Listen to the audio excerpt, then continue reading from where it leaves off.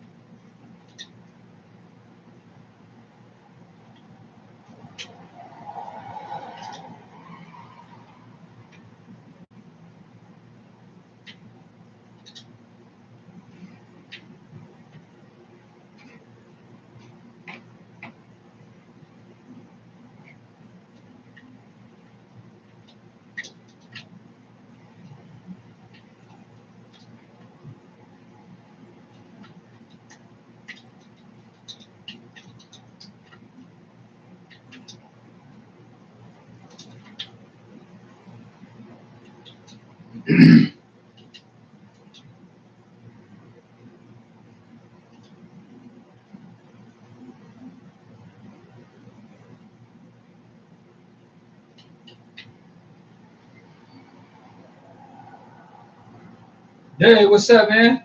Oh, I can see something now. I couldn't see nothing. How you doing? Can you hear me?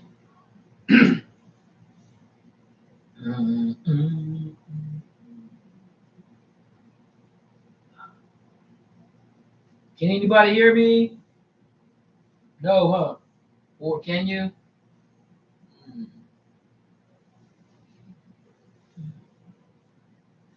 That was good, man. What's happening? What's good? How y'all doing?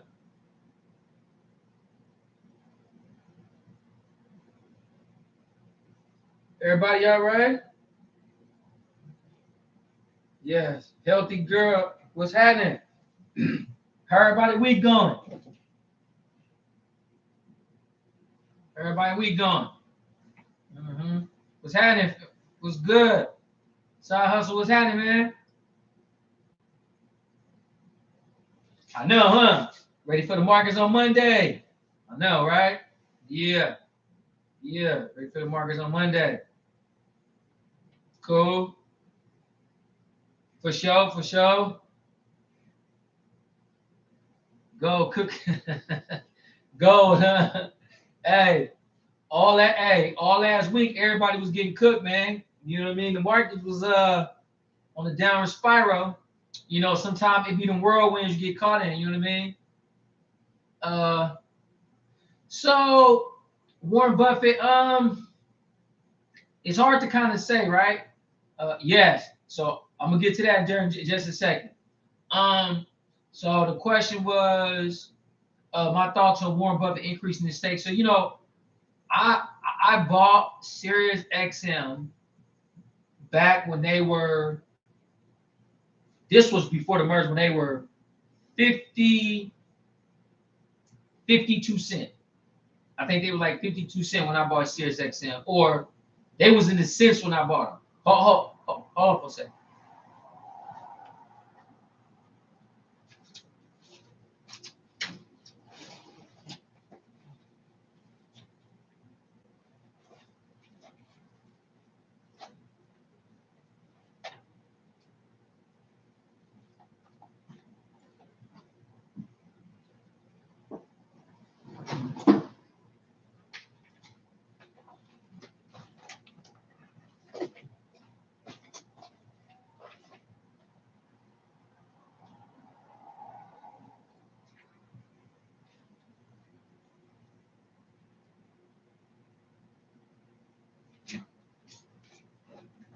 All right, I'm back. Hey, so check this out, right?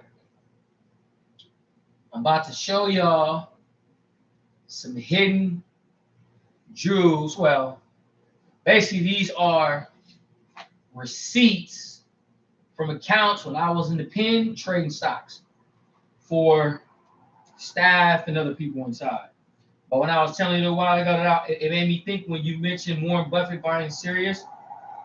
So some of y'all may not remember, but do any of you guys remember a trading or online brokerage site called Trade King? Anybody remember out there an online brokerage site called Trade King? Huh? Anybody remember that? It was like around like 07, 06, 07, 08, 09, around there. You remember that? Person, you remember Trade King? Anybody else remember Trade King? So Trade King was kind of like what Scotch Trade and E-Trade and all of them are, but they were one of their discount brokerage, kind of like what Robinhood, kind of is today, right? But back then, you when you traded on Trade King, you didn't have to have a higher minimum requirement to open up an account, which is how I was able to do it because it was attractive. So when I was trading on Trade King, this is old. When I bought Sirius shares back then was 64 cents. Look, see that?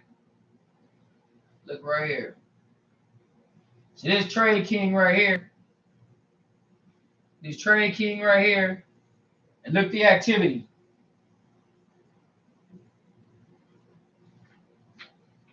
You see those shares? Looking hella awkward on the screen, all looking all weird.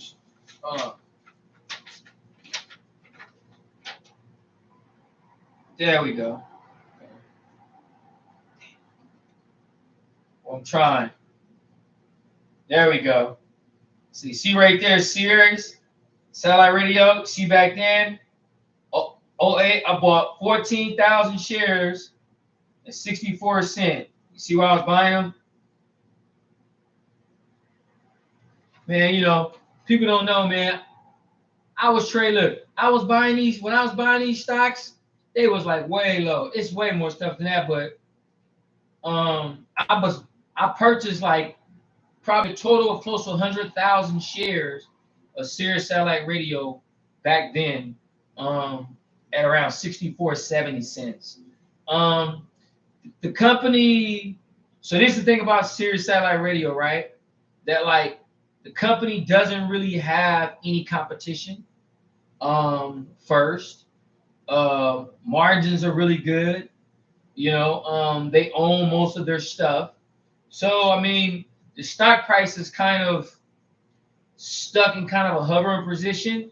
I just don't think that Sirius sparks enough sentiment as far as investors that like to trade the stock, which is why the stock really doesn't push that much. It gets up to $3, $4, $5 and kind of come down. People expected the stock to go to like 10, 20 bucks, and so it's just been rough. But The company makes a lot of money. They're a big boy on the block when it comes to satellite radio. So in that sense, I can see Warren Buffett seeing it's just a matter of time before that value matures and the company is able to break out of that slump, given the kind of margins that it does, right? You know, word of wisdom in investing is, if margins are healthy and they're continuing to be healthy, it's just a matter of time before the stock price keeps pace with that. So I can imagine Warren Buffett, smart as he is, maybe taking some of the same sentiment, but I don't know that to be sure. That's just my guess. Terawulf. So here's the thing about it. Terawulf stills look good, y'all. If you got Terawulf, don't sell it. If you don't have Terawulf, think about buying it, not a bad idea. Thing about Terawulf is the company has no debt. They have no debt. So when you have no debt, you are free to use cash and deploy it in any ways you see fit. And typically what a company is going to do is deploy it in ways that's going to bring back a return on that investment. All right. So taking that money, investing it more into the business, investing it into increasing capacity for mining more coins, or in our case, increasing it to purchase more real estate. So, and Bitcoin is up right now. So it's kind of like a perfect storm in a way for Terawulf, because this you got to think about, right? This is how, watch this. This is how the emotions, okay, take effect and how you get screwed all the time. Well, I do this, but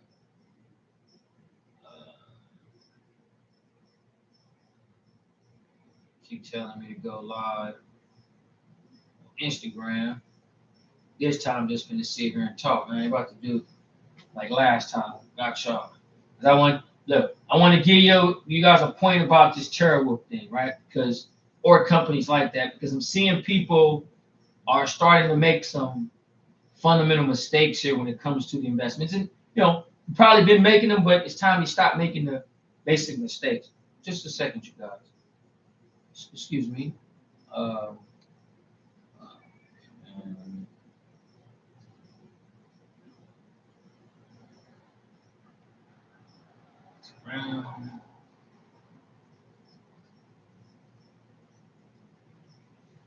Go. Okay. So, right. All right. Y'all see me still? Terra was a good buy. So here's the thing about it, right? Y'all see me? All right. So look. So here's the thing about the buy, right? There's the thing about Terawulf and the buy. So if the company comes out and says, hey, man,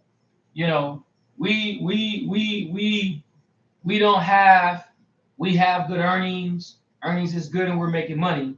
So let's say, for example, what happened? Terawulf comes out and says, hey, everybody, we are going to pay back our debt earlier than we were supposed to, okay? So they say they announced this information. And then 2 weeks after they announced this information, worldwide stock markets crashed. So now everything is falling. So now when everything starts falling, there's a buying frenzy. There's a selling frenzy that's pushing stock prices down. But the question that you have to ask yourself is why, right? Why are prices falling? Not just, you just start selling the stock because the stock price is falling. And this is what people was doing. There's been quite a few people who I've been talking to that sold their stocks during this downturn and they lost money on Terawulf. And I'm thinking to myself, you too overly emotional about the investment. You understand? First and foremost, you do not go back off the information just because you don't like it or just because you feel emotionally about it. The worldwide markets are falling. What the hell does that got to do with what the company just said, right? The company just said that they have no debt. So if the markets fall tomorrow, they still don't got no debt. It doesn't change the fact that they ain't paid back no debt because the markets is falling. So you can't use that the markets is falling, turn around and sell your stock, and then the stock price go back up again. So what we have is this type of perfect storm here when dealing with these Bitcoin miners. In this case, we're talking about Terawulf, right? So in Terawulf's case, the stock price just 3 days ago, 4 days ago, fell to $2.75. Okay, it's now up to what? I think it's 403 as of Friday. So we're looking for the open high tomorrow, right? So if the stock price fell to 275, right? That's an undervalued price because the company already said that they have no debt and they're making money. So this is how you find your buy and your sell prices. This is how you know if you should be buying something or selling something. So now, right? The company saying, hey, we're now making this money, and the stock price is now below what the company has said that they're doing because it's falling based on the market, not based on the company, right? The company is still sound even though the stock price is falling. And this is what you have to understand. And this is how you keep the emotions out of the investment.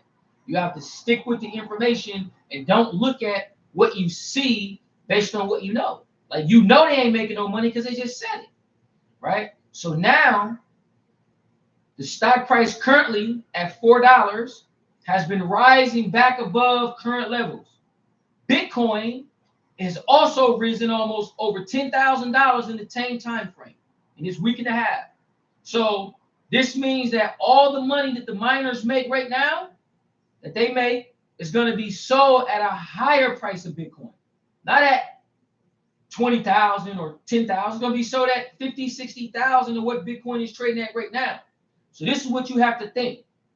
If the stock prices fall next week, okay, but Bitcoin is still trading at 50,000 a coin, this is what the company's earnings are going to be.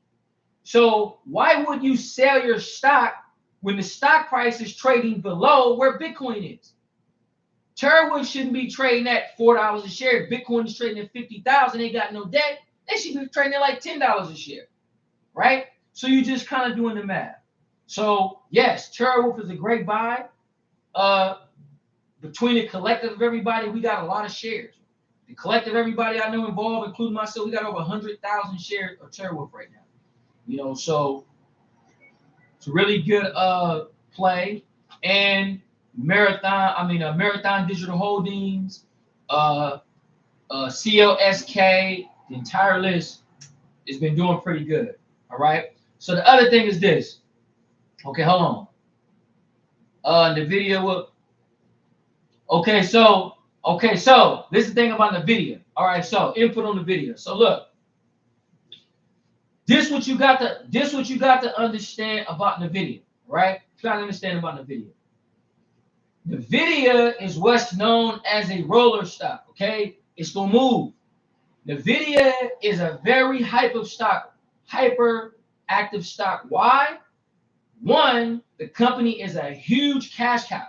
They make a shitload of money. Okay.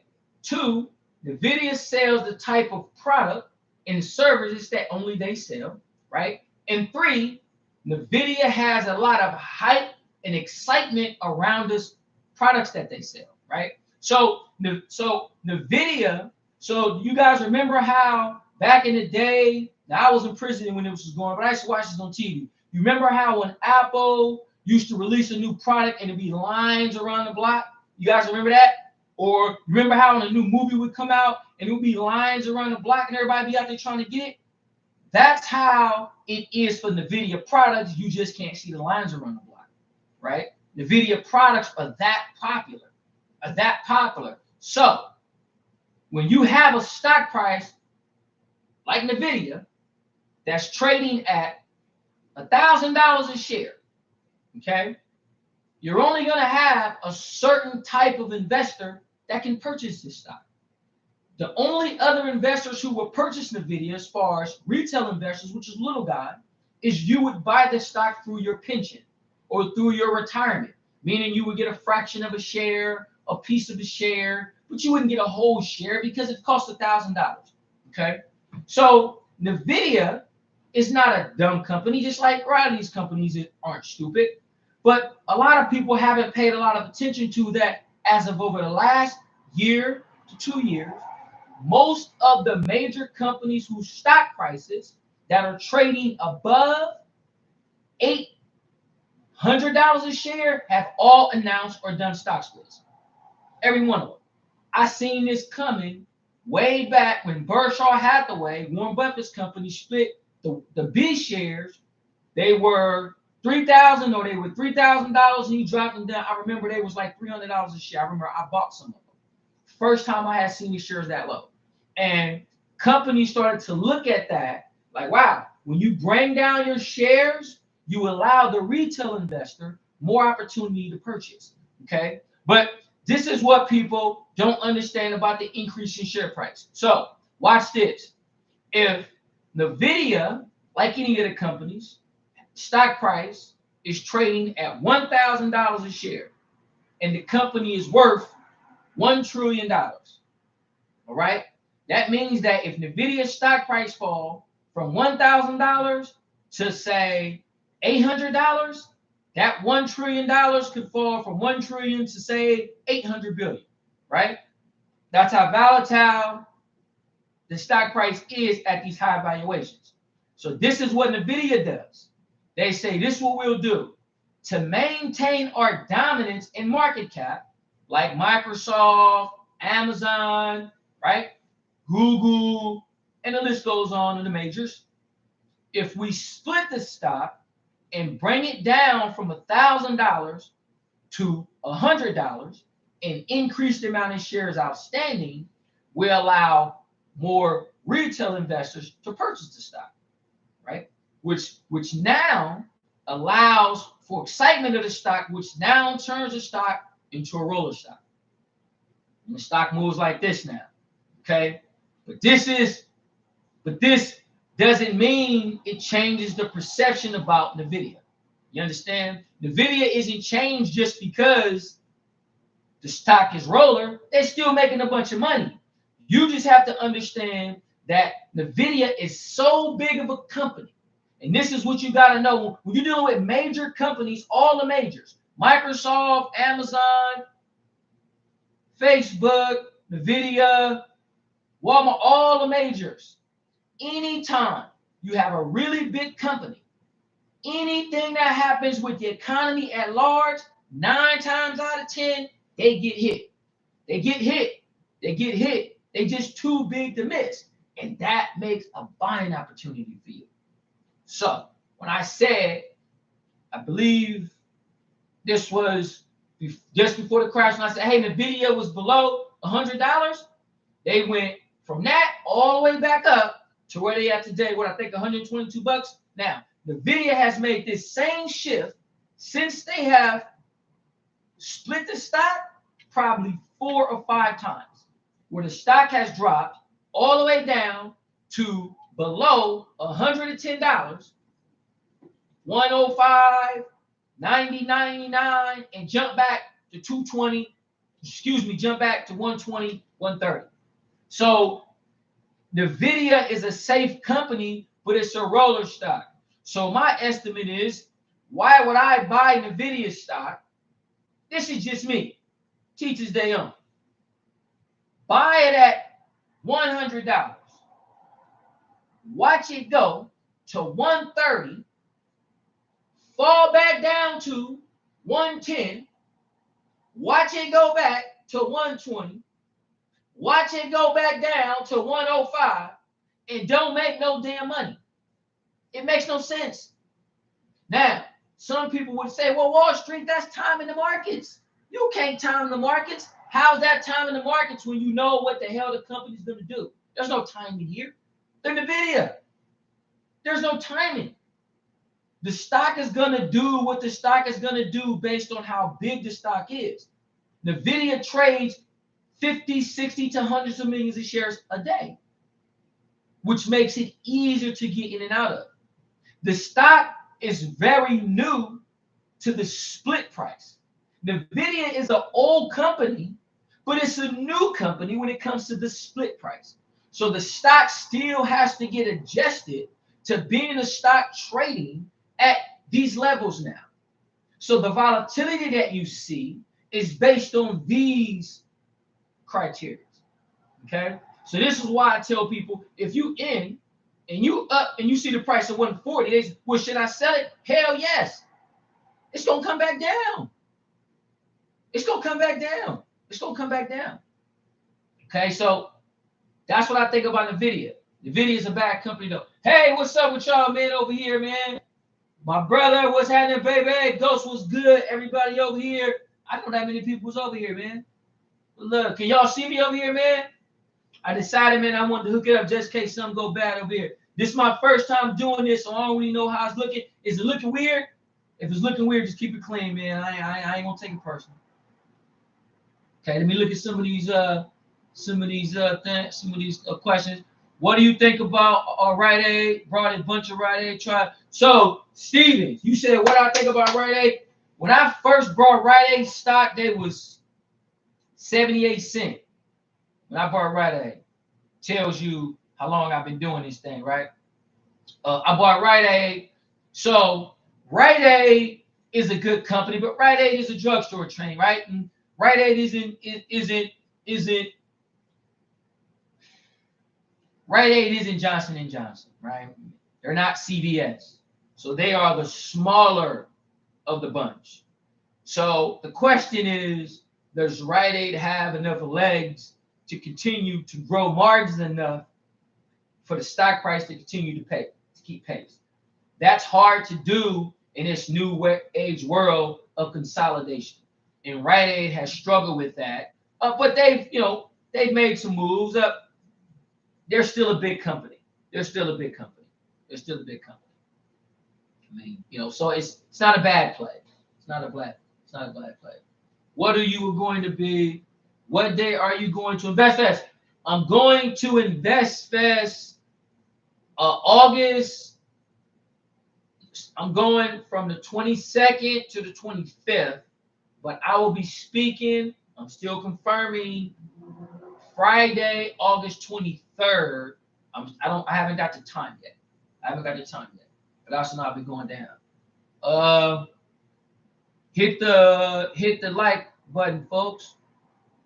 What the hell that mean? Like button. I don't see no. That's for me to hit the like button.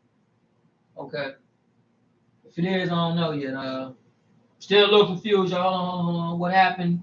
What happened first? AMD $9 billion cap and Nvidia to 9 trillion. Well, people think it's gonna go to 9 trillion, but I don't think so. If that's what you're saying. Okay, Nvidia has been volatile like that for 2 years now. They have, Keisha. They have. They've been volatile for a long time. I mean, but remember, volatility at $1,000 is different from volatility at $100. You ain't gonna go buy into volatility at $1,000 stock because you can't afford it. But you'll buy it at $100 stock if you know you can get the stock price to move $10, $15, $20. You're gonna eat for sure. You know you're gonna ready to get in. What do you think about the long-term market for cannabis? So I think the long-term market for cannabis is good, right? This is the thing about it, man. A lot of people smoke weed. A lot of people use cannabis for all different kind of uses, for medical uses and all this. The problem with the cannabis industry is this, and this is just my opinion, right? The problem with the cannabis industry, just like the cocaine business, the heroin business, the drug smuggling business, and all the rest of the business, is the people in the marijuana business are greedy. They're greedy. The government greedy. The regulators greedy. The weed man greedy. The weed smoker greedy. Everybody else is greedy in the business. So when you're greedy in the business, you spend so much time locking down on what you want that you don't allow the business to mature enough so the regulations can do what it's supposed to do to get people in the market to grow the business. This is why you have a lot of these, in my opinion, a lot of these pump and dump stocks that pop up out the blue, promising all of this stuff, but then the money dries up and then you got the stock sitting there. So the business as a whole, as far as people consuming marijuana, people wanting to sell marijuana, is massive. And it will continue to be massive. But depending on the industry that you're in, state of California, taxes and regulations are extremely high and difficult to create business in this state with marijuana, although you have a lot of businesses here. You know what I mean? Other states, maybe not so much. So I think the business as a whole is great, but because of the selfishness that you have, like any other business, it's going to make it hard to do business in the business, which is going to make for it very, very hard for the companies to report enough revenue to justify stock prices, right? If you're talking about buying stock prices, then these companies have to make extremely amount of money consistently, and that's been hard for them to do. That's been hard to do, especially given that the federal government still doesn't allow the money from marijuana sales to go through the banking system the appropriate way. So it makes it hard to get financing. It makes it hard to do business above board in a way that gives enough transparency so people can put enough capital into the industry to grow the business. So I think that's what the marijuana business has been struggling with for a long, long time right now. But, you know, people still getting their money in it, though. You know what I mean? I bought quite a few marijuana stocks myself. So long hold, sell high, buy low. Even WB and CVL are hurting in store closures. Yes. So everybody having store closures too. You know, the pandemic hurt a lot of people. Pandemic hit a lot of people hard.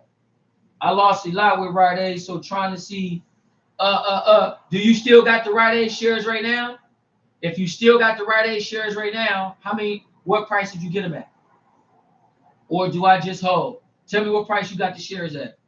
Nvidia is a money maker because of this for sure. Oh yeah, you already know. I don't like the fundamentals on Rite Aid, and it looks at its competitors and CVS. Well, so they smaller, right? Like you know. And to your point, it's not a upward trend, but for Stevens, you're in, right? So you got to now come up with an outright strategy to go take what you lost in Rite Aid and potentially grab another stock and do the same thing, right? And there's strategies for that. There's strategies for that for sure. Let me see. What do you think about the long term? August is normal bear market. Oh yes, sir. Do you make six figures when you were in jail? Did you make six figures when you were in jail? Brody off the stocks? Hell yeah, man. Let's hear. So play the long. So I made a lot of money trading for a lot of people. I didn't fully understand how to make money for myself in the beginning of trading because the apparatus wasn't built for that. I went in like, hey, I can make a lot of money doing stocks. It's kind of like this. It's kind of like you say, you take your kid, or you know how when you was younger, you go to the candy store, you go in, everything you see, you eat, right? But you don't trip like you still gotta eat dinner later. You know what I mean? Like you ain't thought like, oh, you still gotta eat dinner. You ain't thought like, man, my damn stomach gonna be hurting. Like you ain't even, you know what I mean? You ain't tripped on that. You just like candy store. So for me, stocks was that way. You know what I mean? Like I was like, oh, okay, how am I gonna get them now to send this money over to this part? I convinced them to trade and get it, but the trading was good. So by the time I did start making money off of it later in the game, I didn't make nearly as much. But yes, did I make six figures off trading? Have I ever made six figures off trading? Hell yeah, way more than that. Now, have I ever spent six figures of trading? No. Have I ever spent what? I mean, I was in prison, canteen and packages. Although I bought stuff for people and did a lot of that kind of stuff. But that was kind of the thing. But yeah, we made a lot of money trading. We made a shitload of money trading.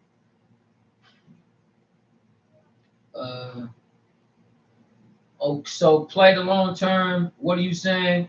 So play the long game is what you're saying. So I'm saying this.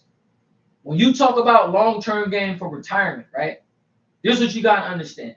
When you talk about long-term game for retirement, you cannot think, oh, I'm gonna sit my money here and let it sit. Like basically, all right, man, I'm about to retire, but I'm gonna put this money here every month, let it sit here, check to check, right? That shit don't work. Now, what do work is this. You will save money, put money away, all that. But when it comes time for you to have anything remotely close to what you need for retirement, any sort of generational wealth, you won't even be close. And you'll be working 20 years, 25 years, saving your damn money, putting it in your pension, just like you're doing right now, sitting in there all long term. Everything long term. Remember, most of what we do in our life right now is long term. You know, things have to be away, but it's long term. There's no pivot, right? Finance and business is about pivot. It's about pivot. It's not about buying an investment and holding it. Yeah, you hold it, but you don't hold it and put it in the window somewhere and don't never look at it anymore, right?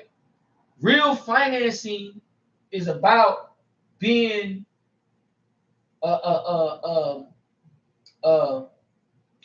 mindful of what you're doing, right? Being active. You got to be an active trader. So even with a long-term strategy, right? So let's say you say, hey, man, I'm finna put this money away in my bank account. I'm finna let this money sit there for 3 years while I save for to go on a vacation or something. Now, the mere fact that you got to save money to go on a vacation means your ass can't afford to go, means you shouldn't go on vacation. Now, I know what you're going to say. Oh, man, that's how we do what we do. I don't give a damn. If you got to save money to do stuff, you shouldn't be doing it. Because the fact of the matter is you shouldn't be saving money to go spend money to go out and do stuff. You should be saving money for investments and then go do stuff. But this is what the thinking is. Oh, if I save my money and I put my money in that stocks and I lose it, oh, man, I could have went and bought that in clothes. Or I could have went and bought that car. That's what your thinking is, right? Because you're selfish. You still got the me, and not thinking about future, right? Long term with short term spurts, right? Meaning we operate in the now. But if you can let money sit there and let it sit there for 20 years, fine. But you look at it as you're supposed to in case you're supposed to move it or you're supposed to pivot. And that's often the case when you're dealing with financing in the United States of America because of how volatile the markets can be here. Now, I know what you're going to say, and I know some people watching right now say, well, hey, man, that ain't what the greats say. And they're going to challenge you, and they're going to say, Street, telling people to not be dealing with their retirement as long-term is irresponsible. Telling people to jump in out of these stocks is irresponsible, right? Because like people not smart enough to do that, which is true. People not smart enough. They are not. People are a lot dumber than I thought. Just like I was a lot dumber than, they really are. But people ain't dumb because they just don't know nothing. Ain't nobody taught nobody nothing. Why? Because it's the same status quo. You go to the bank, everybody gets the same blueprint. If you got millions, this your blueprint. If you got hundreds of thousands, this your blueprint. So you have to always remain active. Active. And everything that you're doing with your finances, active. If you put it there, you let it sit there, and you do not pay attention, odds are you will get screwed. Now, there's some people it didn't happen to. People say, well, hey, man, my great-grandma or my grandma ain't worked and she got a pension. She got stuff sitting away. Well, let me tell you something. You could do that in the 1950s and 40s and 30s and 20s and all that stuff. It's 2000. Same 30s. You can't just put nothing there and let it sit there. How we know this? Huh? 4 days ago, the biggest crash out of nowhere. Biggest crash. One of them. Out of nowhere. We knew something was the biggest. Just happened a couple days ago. Week ago. This how volatile things can happen. You go back 40 years, you couldn't find a big crash pop nowhere. They didn't pop up like that. The economy moves slower. So when you're looking at your grandparents or your parents and your friends who are older and saying that, well, they got a pension, their pension structure was different back then. There wasn't that many people working on the system like it is right now. Social Security wasn't designed for 300 million people like today. When they built Social Security, it was 100 million people in the country. So it don't matter what people tell you, it's what the facts show the system is built on. This is what the system is built on.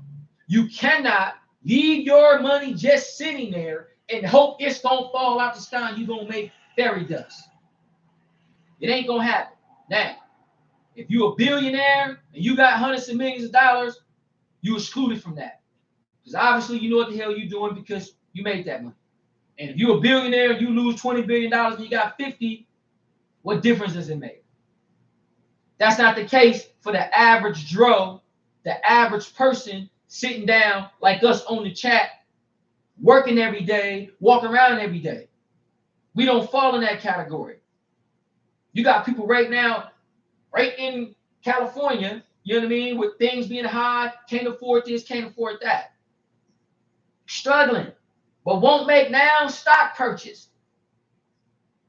Crying and complaining about, I can't pay this, but you won't make now stock purchase. So that's why I'm saying it don't make no sense. You got people right now crying and complaining about money with retirements sitting there. They've been sitting on this stuff 20, 30 years. $100,000 sitting there. You think that's going to be something when you go to retire in the next 5 or 6 years? You got to get your head out the clouds. You have to. There is no white knight coming here. There is no government coming to save you here. In the United States of America, you are on your own. There is no help here. Now, the government will come and do what they do, throw a bunch of money at you, provide platforms, but you still have to manage this stuff. And we do not do a good job at managing the things that we have. We don't. And always trying to blame other people for the shit that we be doing. And that's why things be what it be when it comes to the markets and other things that happen when it comes to finance. You have to take a certain level of responsibility if you're going to understand how to move forward managing your money. You have to. You can't stand on what you're standing on right now, making excuses all the time. You understand? It's big time opportunity here. Big time opportunity. So why is everybody always complaining? I don't understand. Is there can't nobody see shit? But it's a lot of opportunity here right now for people to take advantage of these opportunities to put themselves in a position financial-wise by using the same apparatus that the people and the products that you purchase use every day. Coca-Cola, Snickers, Victoria's Secret, Johnson & Johnson. We buy the products, buy the stock. Buy the stocks. Make money off of them. You didn't spend all this money buying the damn products. Why not buy the stocks? So, try to be logical in our thinking, man. And I really be a lot passionate about that because, I see these opportunities when I be looking through and getting up in the mornings and I see these opportunities for investment. I think to myself, man, these great opportunities and people just, don't understand. But I get it, though. I get it. But I'm here to do my best to try to educate and teach. You know what I mean? You got Merrill Edge. Merrill Edge is great. Do you get majority of your capital in 10% error calls? I see more 10% opportunity day to day than anything. So this is the thing about it. For people who grew up in the streets, okay, or you grew up on the other side of the tracks, as we say, right? You look at this like the dope game, like the streets, right? Make it easy. We have to learn to make this thing easy to make money, right? So you don't want to look at this thing like if it go up 10%, 20%, although you can, there ain't nothing wrong with that. Actually, let me say nothing wrong with that. But I'm saying for the sake of getting yourself to have good habits. Okay? You got to have good habits. And the way you have good habits is you have to train the way you think about scenarios. Okay? The way you see it. And so if you go and you buy the stock and you buy 1,000 shares, you spend $5,000. You purchase this stock 6:30 in the morning. Market's just open, and 20 minutes into trading, you're up $2,000, 2,000 just like that. Now, most people would be like, it's only 15 minutes. The market's probably gonna keep going, which it probably will. It probably will when there's more money to be made. But this is what you have to ask yourself. First and foremost is, I'm up $2,000. Why? Why? If your answer is, I don't know, you hit the damn sell button. You don't sit there trying to figure out what's going on and you can get percentage. It doesn't matter. You've been trading 15 minutes. 15 minutes. You sell it. There's nothing to talk about at all. This is how you have to think. And this is how you take these short-term spurts in the markets. You're not in here gambling or trying to see here and trying to predict. If you look up and you see you already made money, you made the money. What's there to debate and think about? And this is what I try to get people to understand when we teach them. You don't want to get wrapped up into, if I ain't got this much or if it ain't that much. It's about what's in front of your face. Now, that's easier said than done because of the amount of emotions that comes to investing in general. Not in the stock market, in your normal life, right? We're just talking about the normal shit that you normally do. So there's a lot of emotion that comes attached with your money. But that's how you have to have the thinking so you can make the connection to sell. So you can learn how to identify when you don't know what you're talking about and you don't know what you're doing. Take the damn money off the table. Stop thinking you know everything. Stop trying to figure everything out. It's a time to do that and a time not to. And this is what the information helps train you in your mind to get into a good habit of. To doing that. Elvis, that was for you. That was for you, man. That was for you. Get the quick course for sure. The quick course look, man. Look, this is the thing about the quick course too, right? And the quick course gives a plethora of information, right? I didn't write it. I talked about retirements. I talked a little different stuff. I did that purposely because I wanted people to be able to identify with a lot of different things quickly.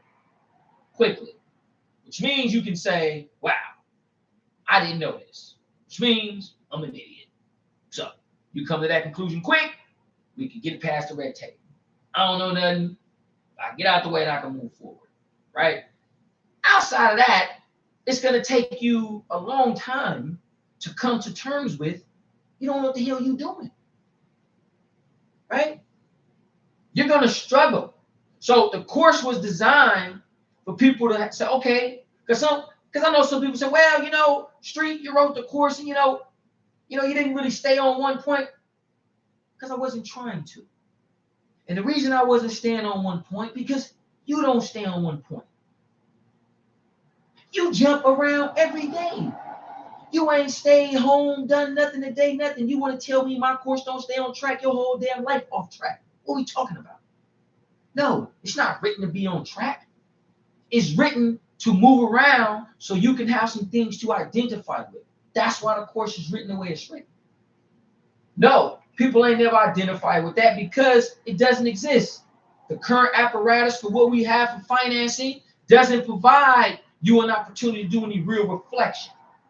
All it provides you to do is spend your damn money, which is what you do every day, right? You don't really get no real spent out of nothing.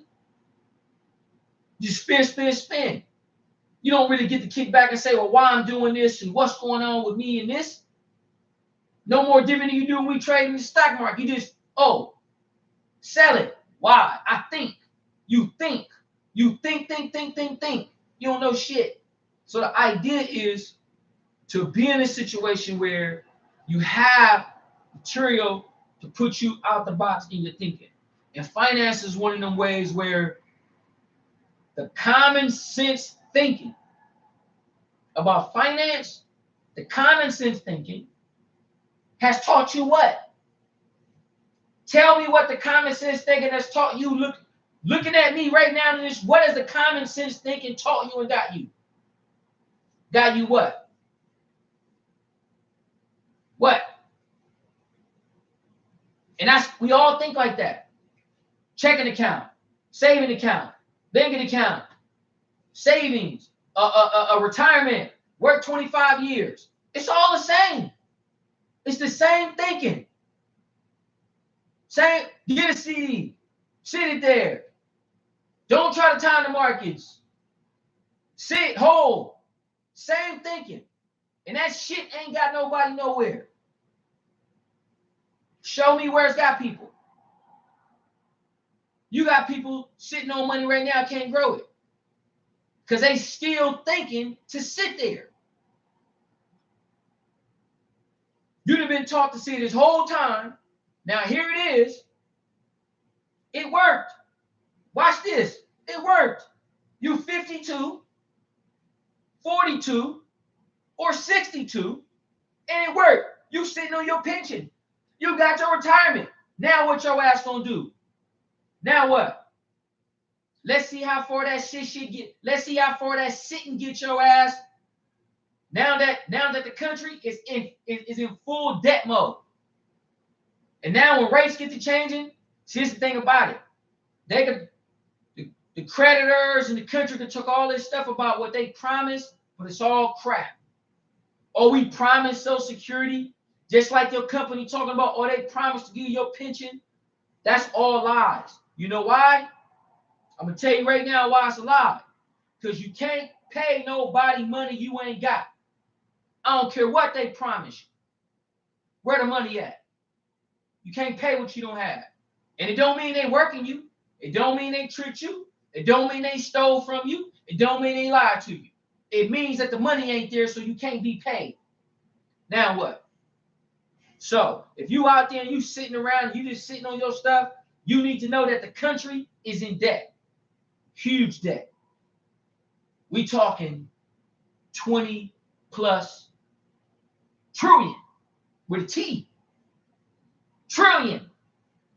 We trillions of dollars in debt. How far you think your pension finna get you now? How far you think Social Security about to go now with the country being in debt? What you think they finna do now? I'm gonna tell you what's about to happen. I don't care what the politicians say. I don't care what they run for election.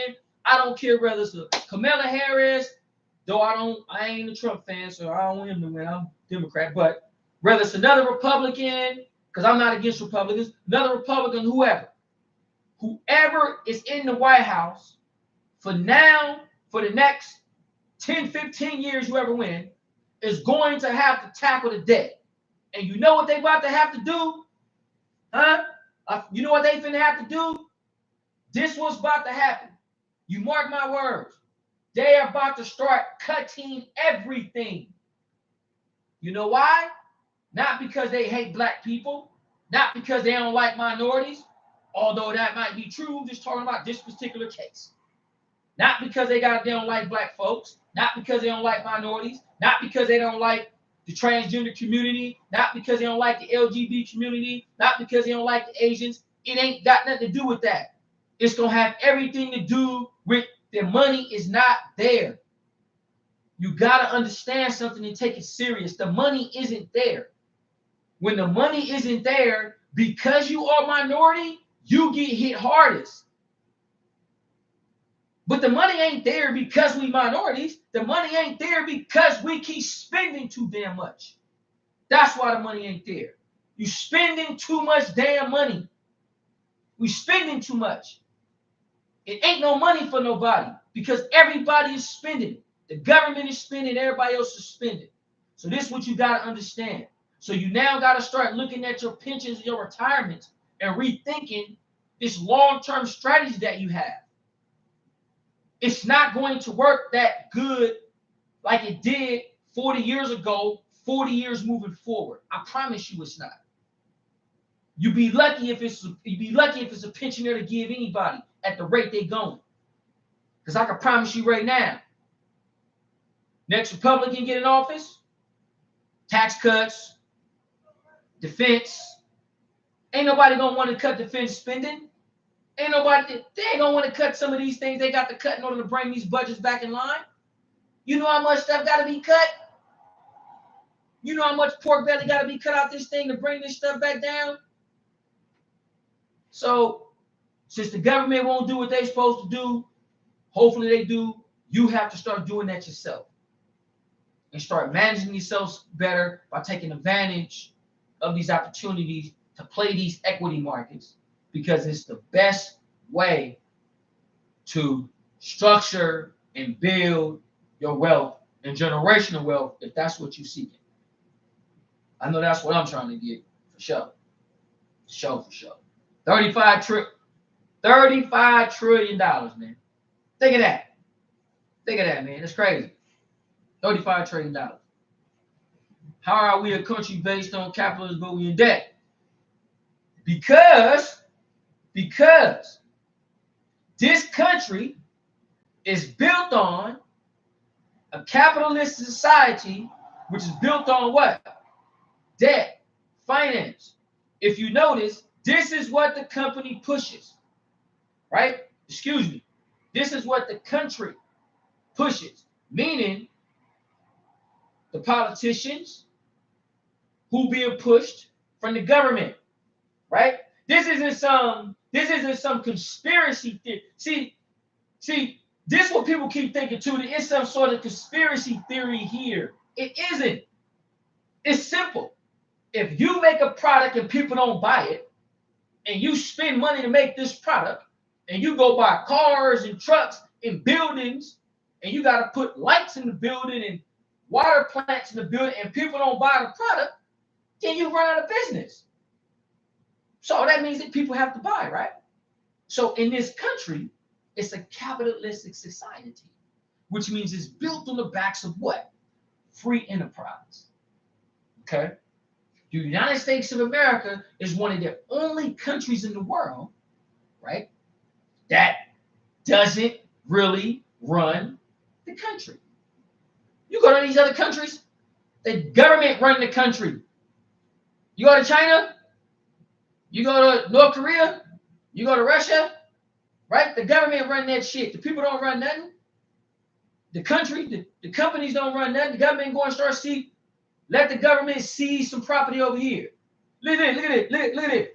The government is so much so, as far as free enterprise, watch, is that TikTok, a foreign entity,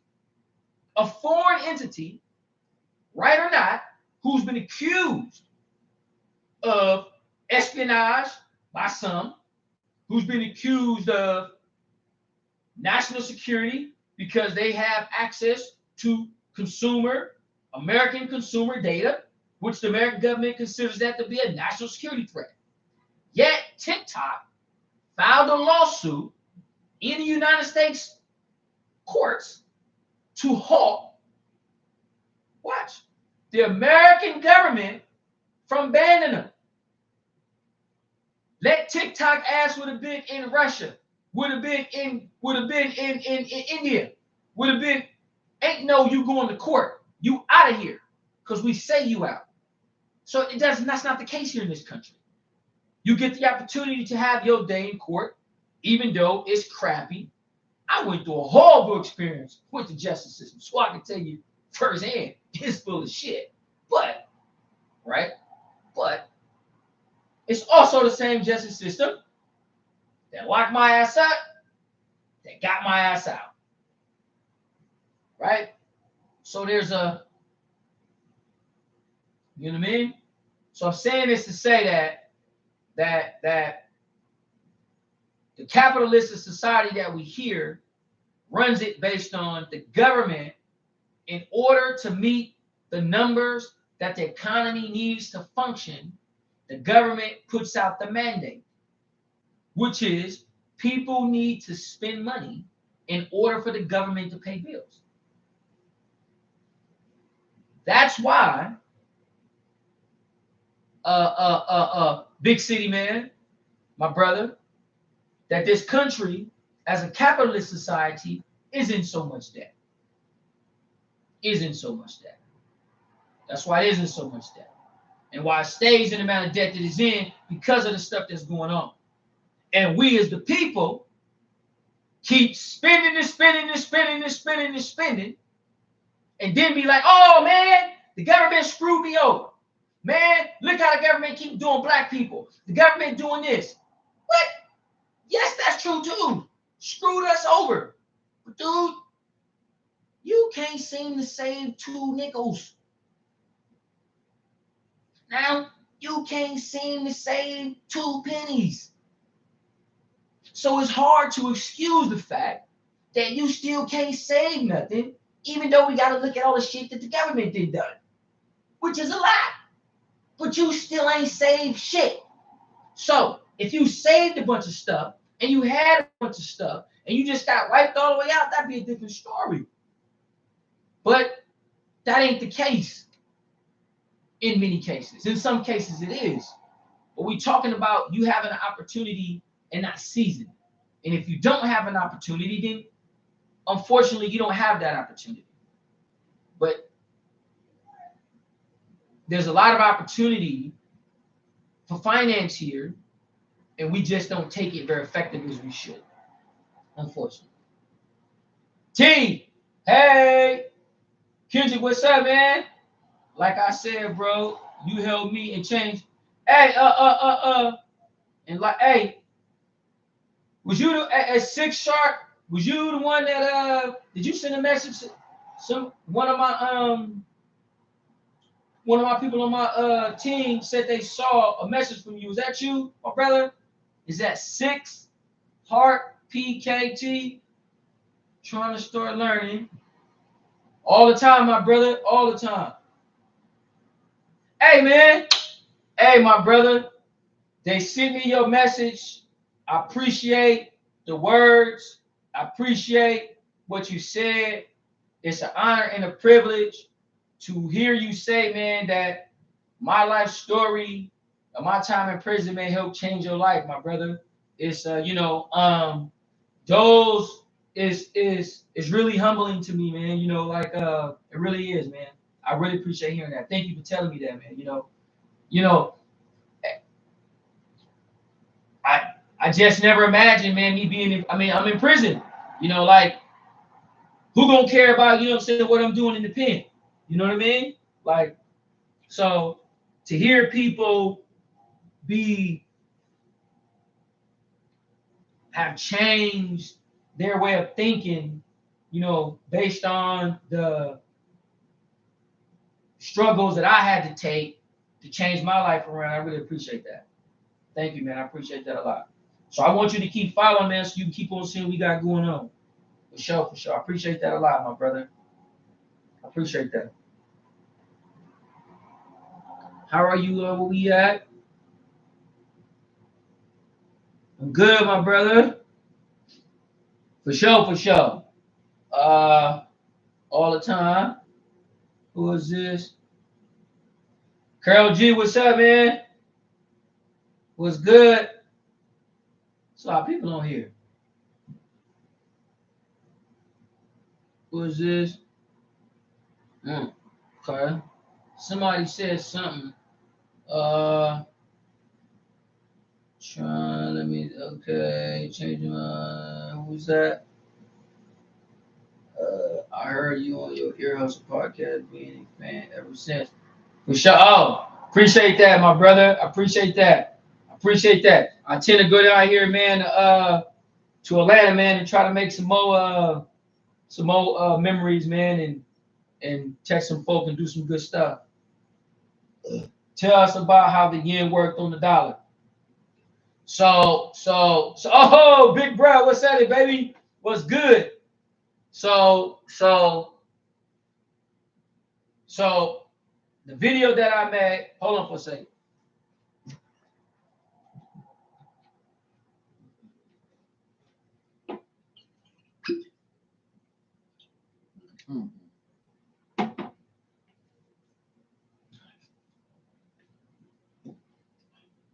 All right, so look. So when the markets crashed, we had the major crash recently. So the question was, I got a question on Instagram. I said from Jeffries, tell us about how the yen worked on the dollar. That's the question that I just got, and he's referencing the crash that happened the big crash that happened a week ago, roughly. So you got this. So you have a form of trading called a carry trade. And basically, it's a form of trade that the Japanese investor uses to bet against currencies. And basically, they borrow against one currency and uses the proceeds from that currency to bet against another currency. Okay. In this case, they did this with the dollar and the yen. Okay, so basically, the Japanese investor were betting that the dollar stays low against the yen. Okay, and so basically, what the investors were doing was borrowing money off of the depreciations of one currency and using the proceeds to bet against the other. In this case, they betted against the dollar. The dollar would stay low. Okay. So that night, now I didn't know,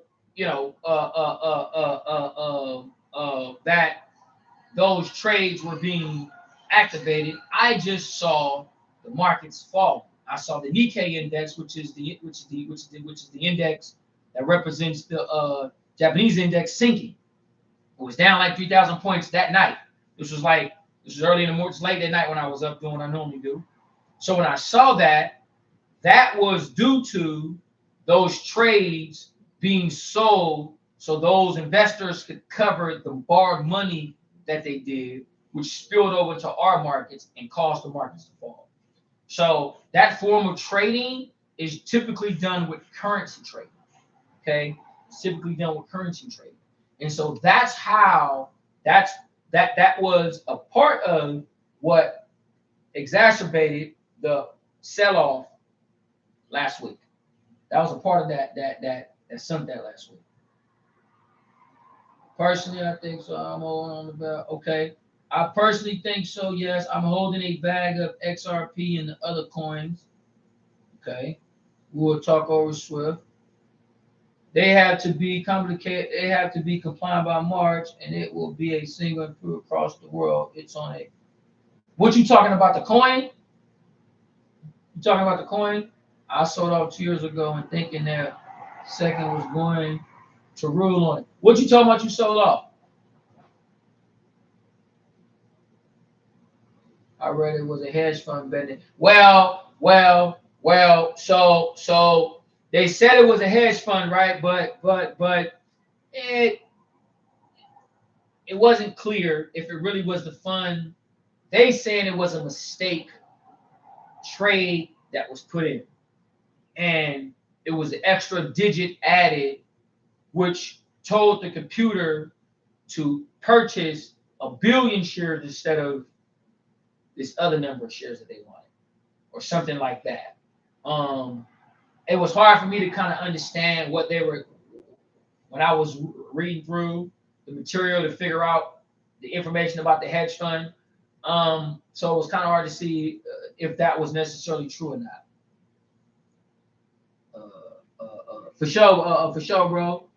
Stefan was good, man. I appreciate it, my brother. I appreciate that. So, do you grab options at all? So there is nothing wrong inherently with trading options or any of that. I just couldn't trade them independently because it was hard to do it. it was really hard for me to understand, to keep pace with the level of prediction I needed with options, although it's similar to stocks, while I was trying to do the stocks, you know. And then true too, and another thing was like options just aren't that attractive to me. You know, I'm like, yeah, stocks are like really cool, they're hip, you know what I mean? It's kind of like, man, it's kind of like, you know what I mean? So, you know, options are kind of boring to me. So that's where I really never got into it for that reason. Shit, that motherfucker quit. Bro, that got me going, WallStreet. Oh, what's the rare utility coin would be coin. I trade that. Yeah. You gotta have a certain level of. So I'm gonna tell you, man, the thing about the coins is this, right? So this thing about the coins. XRP. Okay. A lot of people own XRP. A lot of people own XRP. Okay. XRP wasn't designed to be a commodity like Bitcoin is, to kind of trade like that. Like, so like I don't personally see where the evidence, I'm not saying it doesn't exist, but I haven't seen the evidence outside of, let me rephrase. I haven't seen the evidence to support or continued XRP being $50. You know, some have speculated, right? I haven't seen the evidence to support the rise outside of the company having a pool of investors owning the stock, right? So, you know, like there's a lot of people on XRP. Outside of that, right? So what I mean is this, and this is not to deter anyone from buying XRP, but this is what we want to do here, right? We stand on fundamentals. You understand what I'm saying? Now, if we decide to move out of fundamentals and do something else, that's fine. You can do that, but you ain't gonna be talking about all the fundamentals don't mean nothing because you want to do something different. You understand what I'm telling you? So what I'm saying is, part of your backbone to everything that you do is fundamental based first, before anything. Then you say, look, right now, I'm finna get out of the fundamentals. I'm finna go be risky. You can do that. But don't be saying your risky shit is fundamental based. That's not true. So we're going to set the scenario right now for that, make the case for this. XRP is not a fundamentally based asset. XRP is not that. That's off the dribble. It's not that. XRP is not that. XRP does not have the fundamentals that it has as what you buy it for. It don't have that. Now, if it does, show me whatever. I ain't seen the evidence. If somebody got it, let me see. Let me see the evidence to show that XRP is making this much amount of money. This is what revenue they bringing in. This is what's this. When they make this announcement, this what's gonna happen. This what, show me that. Show me that. Because this is what you need to boost. If we talking about anything outside of it being speculative. Now, speculative, everything has that. Also, the fundamental component, right? So it's not a bad thing to have XRP. I'm not saying that, but we got to get to some fundamentals because people be out there be like hitting me up like, man, why you no, we're gonna get fundamentals. There's no fundamentals with XRP. Send them to me so I can see, and then I can change my tune because I don't know everything. But I have not seen any. I've looked for some, and I've even tried to give concessions to thinking about XRP in the concessions of Bitcoin. But it's not the case. XRP is not Bitcoin. So it is not Bitcoin. Ain't close. Now, if XRP jump up tomorrow to 30,000 or something, I digress. Hell, it is like Bitcoin. Till then, XRP ain't Bitcoin. So if you out there and you buying XRP because you think it's Bitcoin, stop. It is not. There is no data, there's no fundamentals to support or to suggest that XRP is like Bitcoin, because it is not. Right? Bitcoin has now been dubbed as a commodity, which essentially all other coins and stable coins would be classified as the same and would have the same level of classification because they fit in the same genre, right, of investment. And Bitcoin has been classified as a commodity, right? Now they have a fund for it. They have people, the big wigs can buy it. When you start having that kind of penetration power, then you start to have what we like to call fundamentals around it. XRP doesn't have that. I haven't seen that. Which is why, watch this, which is why Bitcoin can fall all the way down to what? $12,000, $15,000, jump all the way back up to 70, and XRP still be doing the same shit. The miners have all jumped up. Bitcoin has jumped up, right? The things that fall on the fundamentals have risen. The things that hasn't has not. Now, with that being said, okay, XRP is widely held by a lot of investors.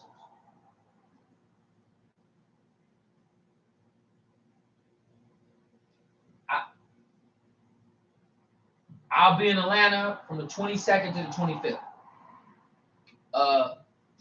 I leave out soon. XRP has a lot of investors, has a lot of holdings, so it's stable, right? So the coin has been able to be stable. But this is what you got to understand. When you have a lot of holdings, watch this. Some game right now, right? When you have a large pool of someone owning something or holding something, by virtue, it has a certain level of stability, right? It's just in general. It does. If a certain amount of people purchase something consistently, it's going to have a certain level of stability. It is. So that level of stability can give the illusion that that company or operation or apparatus is that way because it's making money or it's stable because it's fundamental. When that's not the case. It's only that way because a lot of people own it. Right? It's kind of like your badass kid, badass nephew. You know what I mean? You be like, man, if you was not my damn kid, you was not my, if you was, you know what I mean? Right? So by virtue of them being your kid, bad as hell as they is, the punishment they always, you stay punishing. But by virtue of being your kid, they entitled to living in the house, eating the food, using the bathroom, right? Bad as hell, but they still entitled to that. You know what I mean? So it's the same kind of thinking. That entitlement doesn't mean the investment is sound. Doesn't mean the investment is sound, right? Didn't mean that.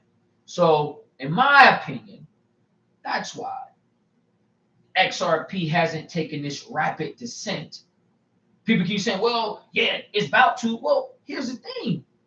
If it's about to, which it could, maybe I'm wrong, and tomorrow we wake up, y'all gonna be rich as hell. Shit. Millions you gonna be worth.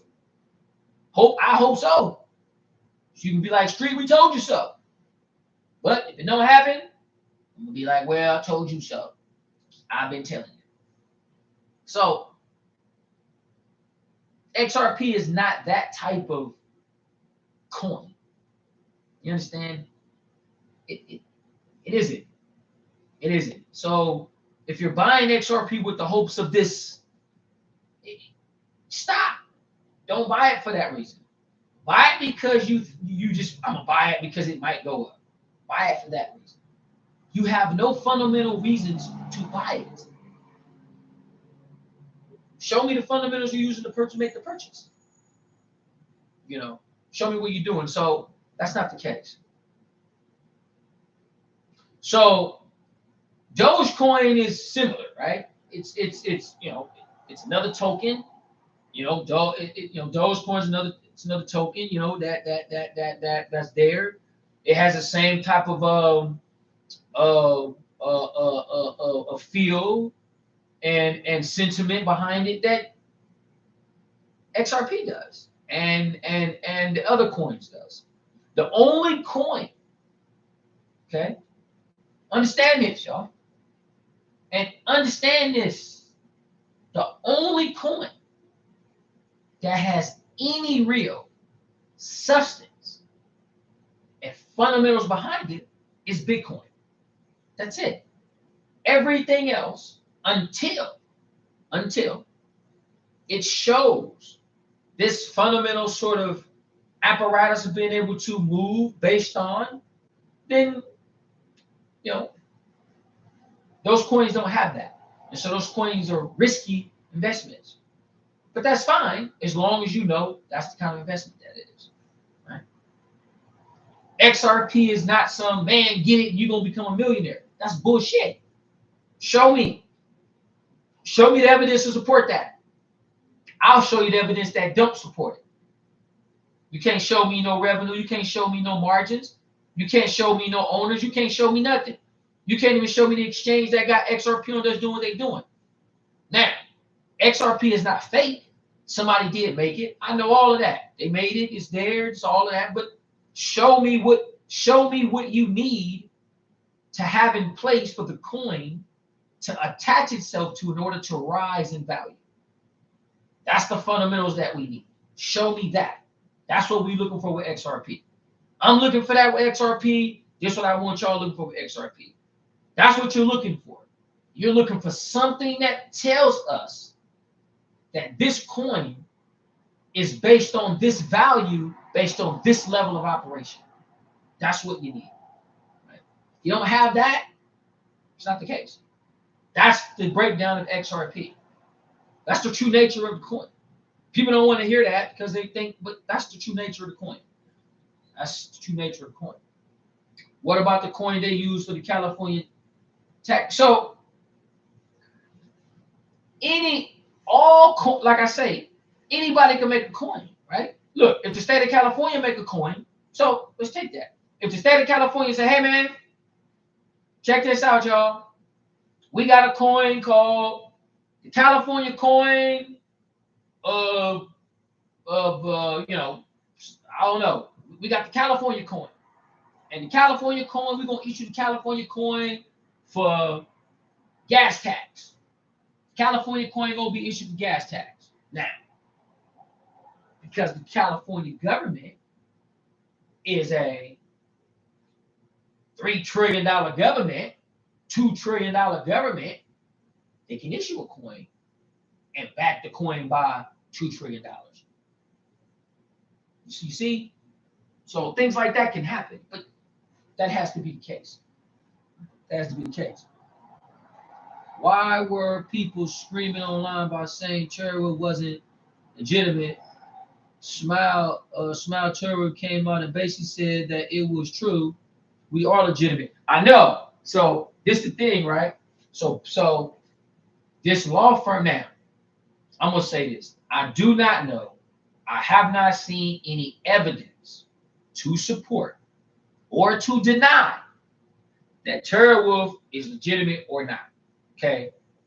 I have then turned around and done research and found evidence to support that Terawulf is legitimate.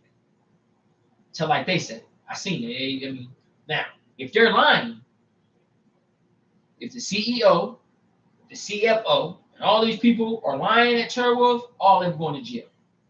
So If they lying saying that they done all this stuff and they ain't done it, they asses going to jail. They liable to get 25 years to playing the games they playing. So, Terawulf, if you lying what you don't think you is, take it from me. You don't want to be doing 25. So I don't think they lying. I don't think so. But I don't think so. Feds now, okay. You know it's going to take over the SWIFT banking system, CDC. Yes, okay. Feds now is already testing it. Yes, they are. And then to this too, this is the other thing people, and I'm not gonna go too much deep into it, but people gotta understand this too, right? So a lot of Bitcoin is, the coins are popular, but a lot of it is around the blockchain technology. Okay, the blockchain technology is what the world, the companies, particularly bank, is going crazy over. You know, just the processing, the payment systems, is really, really, really, really, awesome, revolutionary. So, but people have mistaken the blockchain payment system for the coins. Thinking somehow the blockchain payment system is somehow going to revolutionize the coin, which it can be. But I'm like, show me the connection. Show me the connection between the blockchain making money and giving it back to this, like the Prop Act. You know what I mean? So it's like, I haven't seen that connection yet. Yes. Oh, XRP is huge. Look, XRP is huge, man. That's why I told y'all XRP is big. Why you think XRP won't fall that far? But watch this. Watch this. A large holdings can also hinder your ability to grow as well. Right? XRP got a lot of supporters, but has done nothing. Hasn't done that. Done that. A lot of supporters, done that. Hell, the way it's acted, might as well don't have no support. Shit. They got partnerships with major banks. They do. Meaning that, look. XRP, so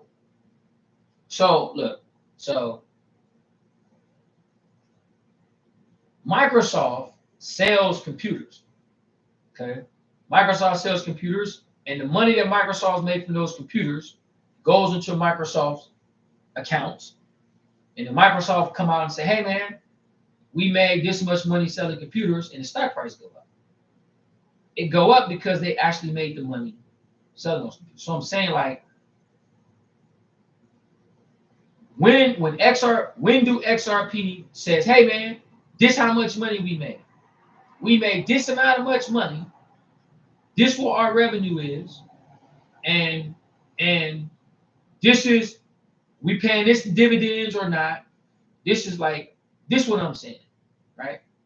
Like, publicly traded companies are publicly traded companies because the companies, when we talk about XRP, when we talk about Microsoft or these companies, you don't talk about the stock price. It's the company. The stock price comes second. But when people talk about XRP and these coins, right? They talk about XRP as like XRP, not as the company and then XRP, right? It's just the coin. So what I'm saying is the coin has these connections, but what is the coin backed on to justify the connections? Like, how much money does the coin make? Does the coin pay taxes?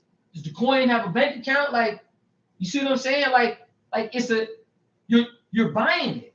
So when you're buying it, when you buy that coin, what justifies the coin rising or fall? What, people just guessing? And this is what I'm trying to tell people. No one can say, hey man, XRP is about to come out and say, hey, we got such and such and such and such. Yes, the Ripple. Yes, right? There you go. There you go. There you go. There you go, Carter. I knew somebody was going to catch it. They are separate. They are separate. There you go. So, there you go. There you go. There you go. So, because they are separate, there you go. Because they are separate, what's XRP on now? It's based on what? So, XRP, when does XRP announce revenue? When does XRP got an earning announcement? When does XRP come out and say they got a shareholders meeting? When does XRP say any of this shit? If XRP don't say none of this, then how we know when XRP gonna go high, right? Yeah, Ripple owns that, but Ripple doesn't report that for XRP. They're two separate things. XRP is a coin that was rolled off separately from Ripple, right? Yeah, Ripple doesn't report earnings for XRP. No, Ripple is running his own stuff. So what I'm saying is, where is that for XRP? And if you don't have that for XRP, that means that we have to now say, okay, this is more of a speculative play than it is a fundamentals play. You have to evaluate the play. This is what the analyzing does when you evaluate your plays to invest. There you go. If Ripple goes down tomorrow, XRP, there you go. There you go. Trading price, there you go. There you go, Carter. There you go. So, because Ripple and XRP are separate the way they are, back to my original question. What is XRP based on? So, how then do we know if the stock price gonna rise, where the stock price gonna go? How do we can't just guess this. We have to have something to say, okay, based on this, we don't have that. So when people say XRP is gonna go up to such and such, how do you know that? Based on what? Like based on what model? Like I get it can rise for sure. I know it can, but based on what model? You cannot just be saying, oh, it's gonna go up. Based on what? So this is the case of XRP. Just like many of the coins. They don't have the level of backing. They're just coins. They don't have anything behind them sitting there saying, hey man, this is this. So if the coin fall, right? Who do you go to? What regulatory agency do you go to get your money back? Who? You trade your stocks on the NASDAQ, you go by Microsoft and some bullshit coming, you can go to the SEC, you can go to the NASDAQ. These are businesses. These ain't just some entities. It's people. The NASDAQ is a company. Microsoft is a company. The Securities and Exchange Commission, these are organizations. You go to and complain about it. Who you gonna go to complain about XRP? Somehow XRP, who you gonna complain to? What you gonna say to them? Who's the agency that you go to if something happens? So what I say to people is being mindful of that helps you better position your holdings when you purchase these coins. And that's what the goal here. It's not you shouldn't buy or should buy, because it's built on what you want to do for you. If you want to make the purchase, make the purchase. But you should not be making the purchase under false pretenses. You understand? It's that simple. You're supposed to make the purchase fully knowing what's going on here, or you've made a bad investment. That's what makes the investment bad, when you don't fully have or understand the information. It happens to us all. It happens. Right? It happens. You know, you only get what you can get, unless you just ain't doing a bunch of research, and that's what you do. That's why SEC is trying to rule that they are not going to be able to control it, just like Bitcoin. That's right. That's right. That's right. Exactly right. Exactly right. How much is your course? It depends on which course you're buying. Depends on which one you're buying. But if you go to my bio, it'll tell you, so you can figure out which one you're buying. I got a couple different courses that I offer. So it depends on which one you're buying. But if you're talking about my quick course is $49.95. If you're talking about my quick course. I believe in Bitcoin too. I believe in it. These coins are going to be here, y'all. Like this isn't some like they're gonna fall off. But do you want to be the man or woman holding it when the evidence doesn't support the foundation? Is the question, right? You know, that's the question. Is it should you buy them? And I mean, you know, like we own the miners now. I just don't buy coins because I don't know what the coins are backed by. You know, I know what Bitcoin is going on, but I wouldn't spend $50,000 on a coin. You know, so I gotta find the next best thing to buy, which in my estimate and my strategy has been the miners. The miners. They make the best bang for the buck. They move like they're supposed to, and they got a lot of good working volatility. A lot of good stuff going on with them too as well. Lot of good stuff going on.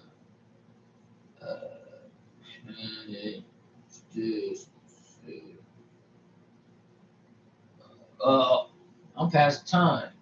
Okay, close to it. Y'all got any more questions? Market's gonna be up. So look, Mark. Okay, who is their mining? When you say who is their miners, are you talking about who are different miners? What's your question? ADL, I'm having a hard time understanding what your question is. Oh, I know, right? For sure. And it's good. I mean, you know, I trust it too for now to a certain extent. You know, just put some security on myself. You know, when you're making those kind of purchases, you know, as best you can. As best you can, being mindful about it. You know, for the most part.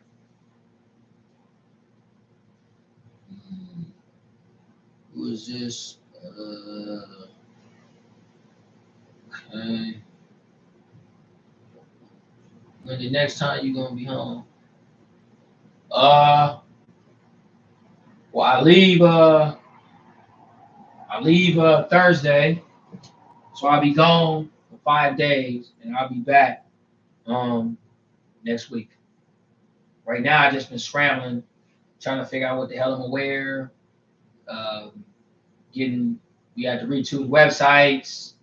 You know, we had to. So we've been doing a few. We had to do a couple. We had to do some upgrades and changes and things to get ready for this trip. We had to get my this movie stuff I'm doing, get our deck built. So it's been a few things we've been having to do and take care of. Who are the you mean who are the miners I'm following? So the ones I follow, the ones we follow are WULF is the symbol to Terawulf. MARA, that's the symbol to Marathon Digital Holdings.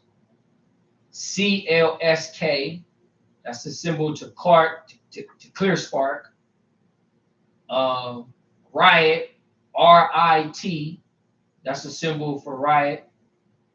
Those are the ones that we follow. As far as the miners are concerned, those three. Yep, Riot Technology. Yep, that's the other one. Those ones we follow. How much would it cost for you to do a crash course on financial for 2 hours at my job? What? All depends on where you work at. All depends on where you work and who I'm talking to. Me, let's go. Thank you all the time. Renee, what's up, man? And it depends on where your job at too.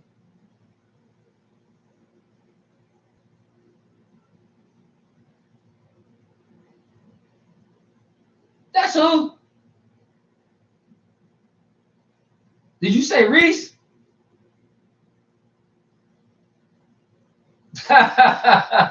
Reese, what's up, man? What's good, man? What's going on? Okay. I see what you saying now. I didn't catch that. What's good, man? How you doing? What's happening, man? Where you working at? Hell yeah, you talking about paying me to come speak? Of course. Mm-hmm. Now if you talking about depends on where you work at, you got to hit on my phone. We can talk about that though. Oh, you in the town? Oh, you in Oakland? Mm-hmm. Sure. All the time. Uh, okay. Crypto has no regulation. Well, extremely regular. Yes. Uh, HRZN. Is that a question? Uh, is that a symbol that you got for a company? HRUN. Who was that? Send me that. Who was that? Who was that? Davenport. That's my family's. My family got that last name.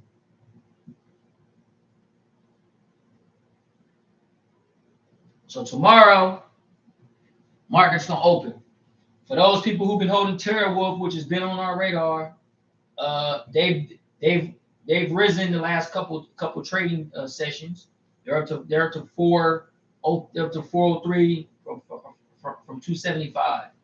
Um, they've already reported announcements. So stock has been rising, making back some waves from what it felt. After hours, markets look pretty good. I didn't see, matter of fact.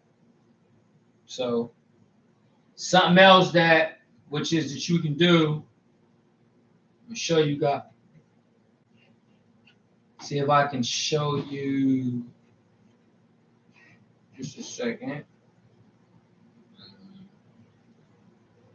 Go to my phone.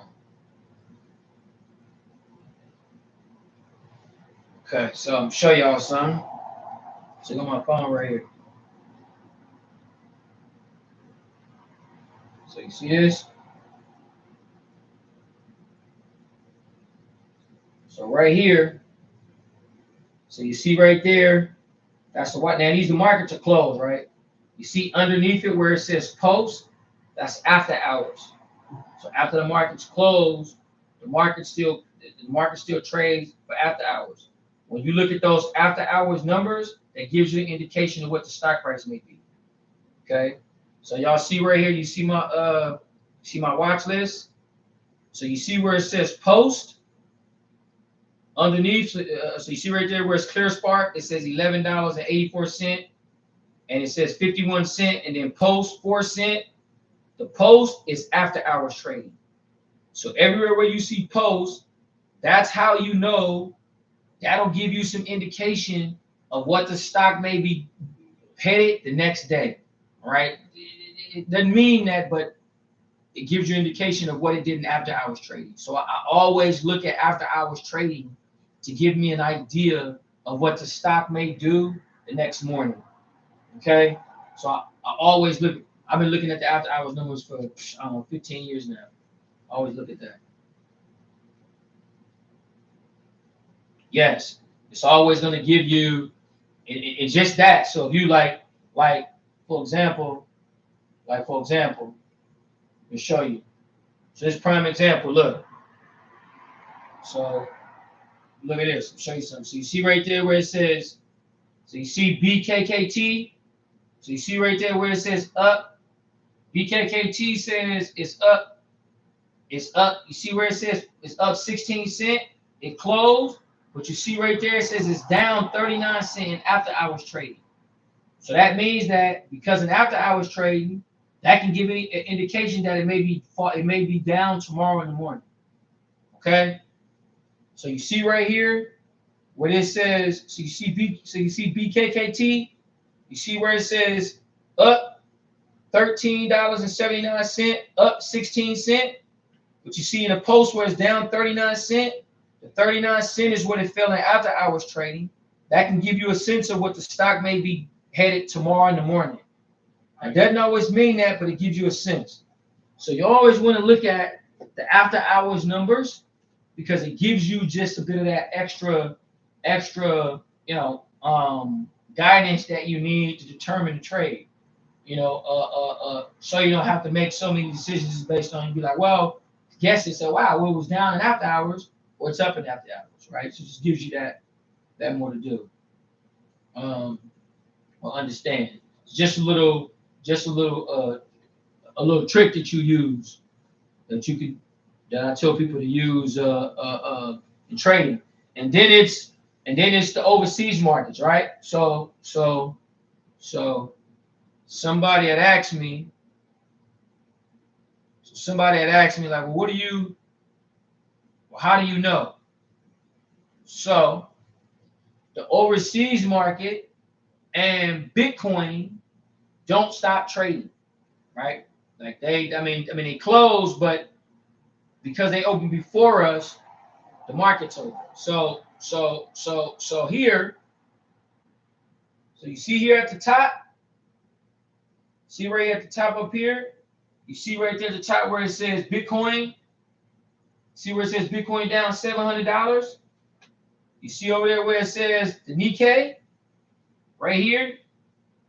You see where it says the Nikkei down? That's the Japanese market. That's the Asian markets. It's down 15 points. Okay? So you see here? So you see right there where it says Bitcoin? See, Bitcoin is down $800 already, and the markets ain't even open yet. See right there where it says the Nikkei right here on the side?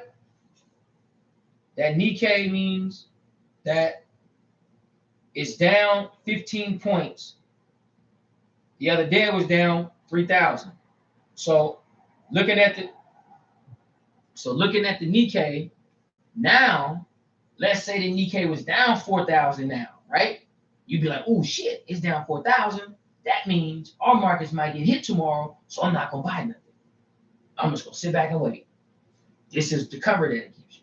You see that the Nikkei down, because let's say you think they're going to buy, you might be like, oh, I got my eyes on this pick, I'm gonna go purchase it. But if you see that the Nikkei down, you could be like, well, I'm gonna wait, let all this mess aside. Instead of buying it now, I'm gonna go buy it after the crash.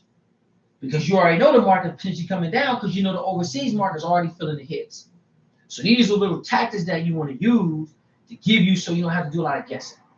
You don't have to do a lot of guessing in the markets, right? You just look. You say, okay, well, these things are happening. It gives you this, and it helps you base the performance of your portfolio a lot more secure, because you're using information that you know is happening to base your trades on, right? You're not basing your trades on what you think. You're basing your trades on the fact that markets are sinking. They're falling. Shit, I'm just going to wait. That's how you use the type of markets.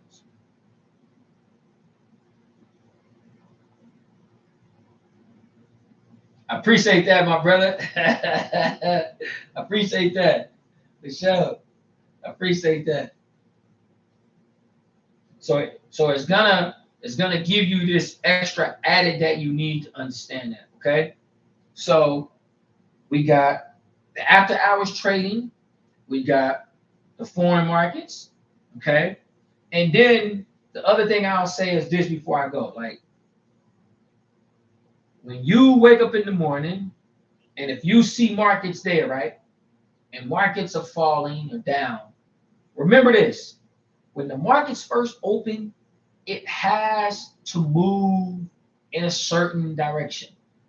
It does not mean that the world is falling, you about to lose all your money. It don't mean that, okay? So you gotta stop looking at like, wow, things are down, meaning that you panic. Because when the markets first open, it has to get itself going, clearing trades, buying and selling, and stocks can take, which is why I tell people when you see money on the table, because out the gate, stocks can take a nosedive. They do all the time, right? You know, I won't tell you guys about it now, but later I will. I developed a strategy to trading early in the mornings using data from the previous days to make my predictions for the days in the mornings when the market's open. Like in the first 30 minutes, I do a certain kind of trading in that time when I'm making purchases. So, you know, what I typically do is once I kind of set my sights on what I'm gonna buy, is I purchase securities the day before, because I already know or the data has told me which way stocks are going to go early in the morning. So I'm looking to get in and get out of the way. So certain type of trading that I do, which is early morning trade. I developed this strategy when I was in the pen. Now I'm out. I can kind of see the numbers a lot better. I couldn't see them in prison. It was just me. It's weird. The crazy thing is, weird thing about this is,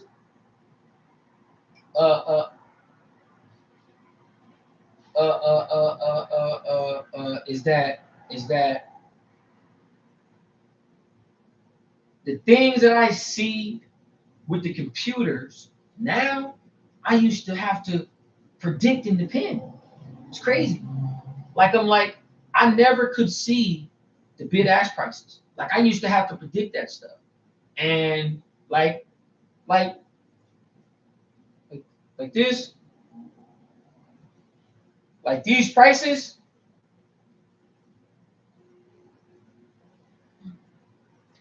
here, the post prices, I used to have to predict those prices.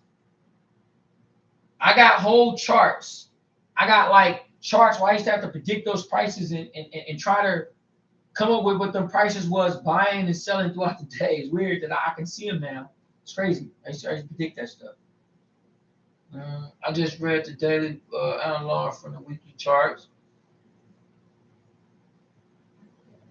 Ain't nothing wrong with that. Being a cyclical pattern is not a bad thing. It's not a bad thing trading, not at all. Good evening, son. This is the account teach well. Thank you very much. Just purchased the course. Do you have a day trading course? Thank you. I appreciate that. Get Carter Vision. No, I do not have. Well, I take that back. It's not necessarily a day trading course that I have. It's more of a mentor course that has a form of day trading in it, per se.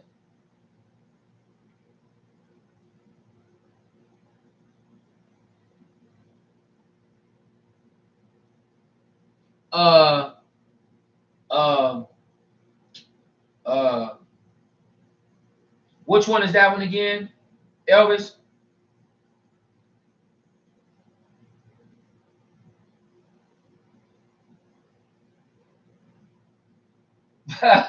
All the time. Hey, that's good because I appreciate that because I pride myself on teaching in a way where layman's people can understand, but I'm in your face. Meaning, I'm not about to teach you and be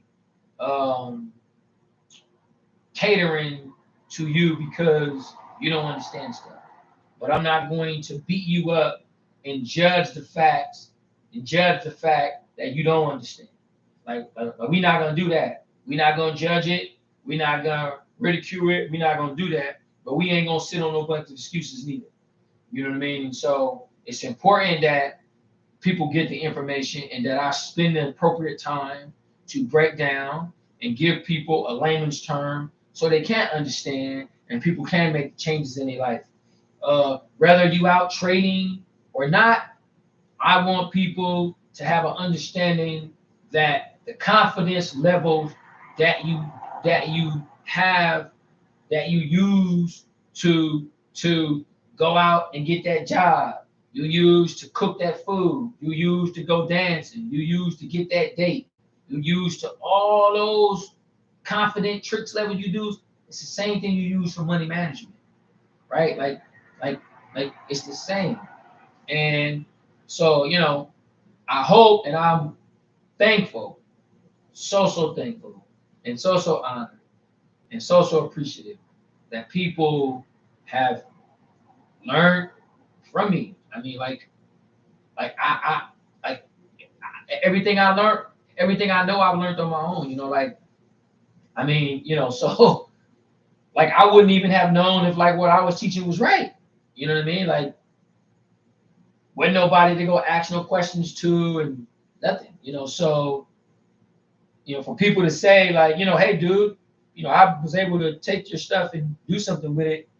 It's really, amazing to me, given how I know, like I had to learn it. Like I'm like, wow, like you learned something from this shit.